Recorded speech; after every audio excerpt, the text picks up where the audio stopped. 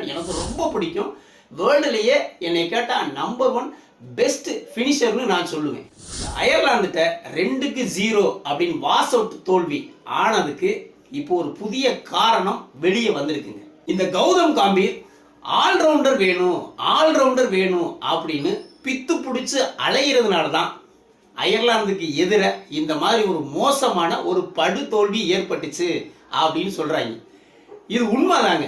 என்ன அப்படின்னா, ஃபர்ஸ்ட் போட்டியில வாஷிங்டன் சுந்தர ஆல்ரவுண்டர் அப்படின்னு இறக்கினாப்புல. என்னாச்சு, இந்த அயர்லாந்து இங்கிலாந்து மாதிரியான பிச்சில் ஆடுகளங்களில் ஸ்பெஷலைஸ்டு ஸ்பின்னரே கொஞ்சம் தடுமாறுமா. Part time ஸ்பின்னர்லாம் வெளுத்துருவாங்க. அதே மாதிரி வாஷிங்டனை வச்சு செஞ்சு விட்டாங்க. பேட்டிங்லையும் வாஷிங்டன் சுந்தர் பெருசாக அடிக்க முடியலை. அதில் 182 ரன்கள் அடித்தாங்க அயர்லாந்து. அதில் 34 ரன்கள் வித்தியாசத்தில் இந்தியா தோல்வியை தழுவுவாங்க. இது சர்ச்சையானதும் அடுத்த போட்டியில் என்ன பண்ணுறாப்புல, இந்த சூர்யான்ஸ் ஷெட்கே அப்படின்னு ஐபிஎல்ல ஆடின பிளேயரை அவரும் ஆல்ரவுண்டர் அப்படிங்கிற கேட்டகரியில் விளையாட வைக்கிறாப்புல. ஐபிஎல்ல கொஞ்சம் ரன் அடிச்சிருக்காப்புல, கொஞ்சம் விக்கெட்டும் எடுத்திருக்காப்புல. இங்கே அதுவும் ஒர்க் அவுட் ஆகலை.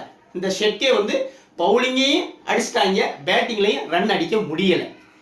இந்த மாதிரி ஆல்ரவுண்டர் மோகம் தான், காம்பீருடைய ஆல்ரவுண்டர் மோகம் தான் தோல்விக்கான அடிப்படை காரணம் அப்படின்னு ரசிகர்கள் பேச ஆரம்பிச்சிட்டாங்க. நமக்கும் அது உண்மைதான் அப்படின்னு தான் தோணுது. இவங்களுக்கு பதிலாக நீ மெயின் பேட்டரான சூரியவன்சியை இறக்கியிருந்த அப்படின்னா நிச்சயமா ரிசல்ட் வந்து கண்டிப்பா மாறி இருக்க வாய்ப்பு இருக்குது.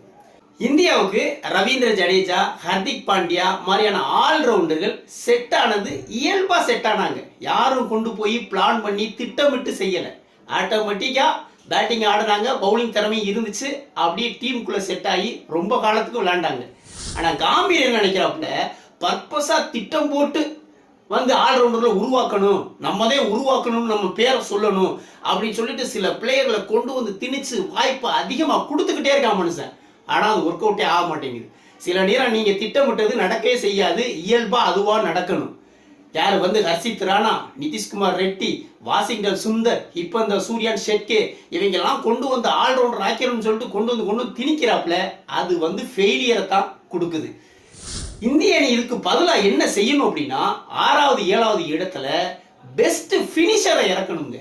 ஆஸ்திரேலியாவில் இந்த 6வது 7வது இடத்துல முன்னாடி ஒரு பிளேயரை இறக்குவாங்க.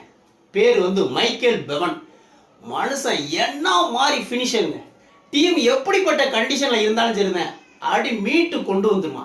சடசடன்னு விக்கெட்டை ஒரு பக்கம் இழந்துட்டாலும் சரிதான், 6வது 7வது இறங்கி பொறுமையா நின்று கடைசியில அடிச்சு மேட்சை ஜெயிச்சு கொடுப்பான். அதே மாதிரி இக்கட்டான நேரம், கம்மியான பாலுக்கு அதிக ரன்கள் தேவைப்படுது அப்படின்றாலும் அதிரடியா ஆடி டீமை ஜெயிக்க வைப்பான். One of the best finisher யாருன்னு கேட்டா நான் ஆஸ்திரேலியாவுடைய அந்த மைக்கேல் பெவனை தான் சொல்லுவேன். அந்த மாதிரி ஒரு பிளேயரை நீ உருவாக்கு, பெஸ்ட் ஃபினிஷரை கொண்டு வா. இந்த ரிங்கு சிங்லாம் நல்ல ஃபினிஷரு, நல்ல ஆடக்கூடிய பிளேயரு, வாய்ப்பே கொடுக்கல. காரணம் அவருக்கு பவுலிங் போட தெரியாது, அவர் ஆல்ரவுண்டர் கிடையாது அப்படின்னு தூக்கி அப்படியே ஓரம் கட்டிட்டாங்க. ரிங்கு சிங்லாம் வாய்ப்பு கொடுத்து உள்ள கொண்டு வரலாம், அதையெல்லாம் இந்த ஆளு செய்யவே மாட்டான். அயர்லாந்துட்ட ஏற்பட்ட தோல்விக்கு காரணம் இந்த காம்பீர் செஞ்ச இந்த ஆல்ரவுண்டர் மோகம், அதுதான் வந்து காரணம்னு சொல்றாங்க. வீடியோ பிடிச்சிருந்தா லைக் பண்ணுங்க, குறிப்பா சப்ஸ்கிரைப் பண்ணுங்க. மற்றும் ஒரு வீடியோவில் சந்திப்போம். நன்றி.